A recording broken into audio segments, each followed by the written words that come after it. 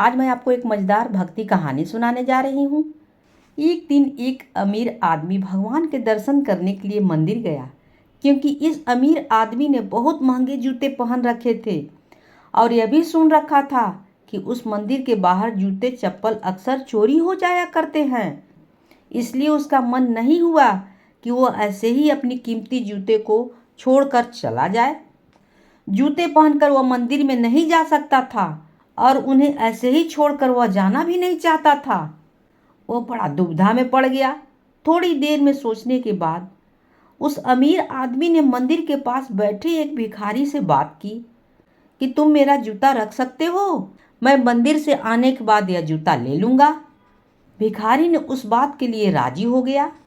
पूजा में बैठे बैठे अमीर आदमी के मन में ख्याल आया, भगवान आपने कैसी विषम दुनिया बनाई है। मेरे जैसे कई लोगों को अपने पैरों तक के लिए कीमती जूते पहनने लायक बनाया है, लेकिन उस बेचारे भिखमंगे जैसे अनगिनत लोगों को रोटी खाने के लिए भीख मांगनी पड़ती है। अमीर आदमी मन ही मन भगवान से फरियाद करते हुए बोला, आपने सभी लोगों को एक समान क्यों नहीं बनाया? आपने सभी को एक जैसी सुविधा क्यों नहीं दी? फिर उसके मन में आया कि वापस जाते समय वह उस भिखारी को 100 रुपया देकर जाएगा, क्योंकि उसने उसके जूते संभाले थे।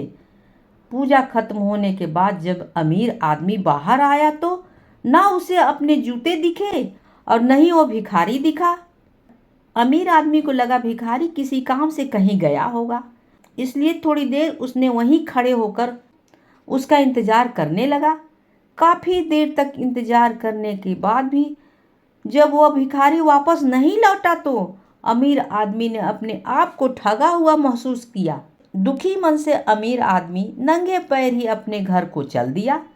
रास्ते में अमीर आदमी ने देखा कि एक फुटपाथ पर जूते चप्पल बेचने वाला बैठा है। अमीर आदमी ने एक जोड़ी चप्पल खरीदने के लिए सोचा। उस दुकानदार के पास पहुंचा। वहां पहुंचते ही अमीर आदमी की नज़र उसके अपने जूते पर ही पड़ी। अमीर आदमी पहचान गया कि उसी के जूते हैं ये। पूछने पर बेचने वाला आदमी पहले मना किया, लेकिन बार बार पूछने पर और दबाव देने पर उसने बताया उस जूते को भिखारी ने 100 रुपये में बेच कर गया है। अमीर आदमी बिना चप्पल खरीदे मुस्कुराते हुए वहां से अपने घर की तरफ नंगे पांव ही चल दिया। उसे भगवान से की गई अपनी फरियाद का जवाब मिल चुका था। उसे समझ में आ गया था कि जब तक लोगों को कर्म एक जैसे नहीं होते तब तक सब एक समान नहीं हो सकते। भगवान ने उस भिखारी के तकदीर में 100 रुपये लिखे थे, लेकिन वह उसने कैसे कर्म करके प्राप्त किया? चोरी करके ना। भगवान ने उस भिखारी के तकदीर में 100 रुपये लिखे थे, लेकिन कैसे कर्म करके उन्हें लेना है यह भिखारी के हाथ में था। वह चोरी ना भी करता फिर भी उसे 100 रुपये मिलने वाले थे।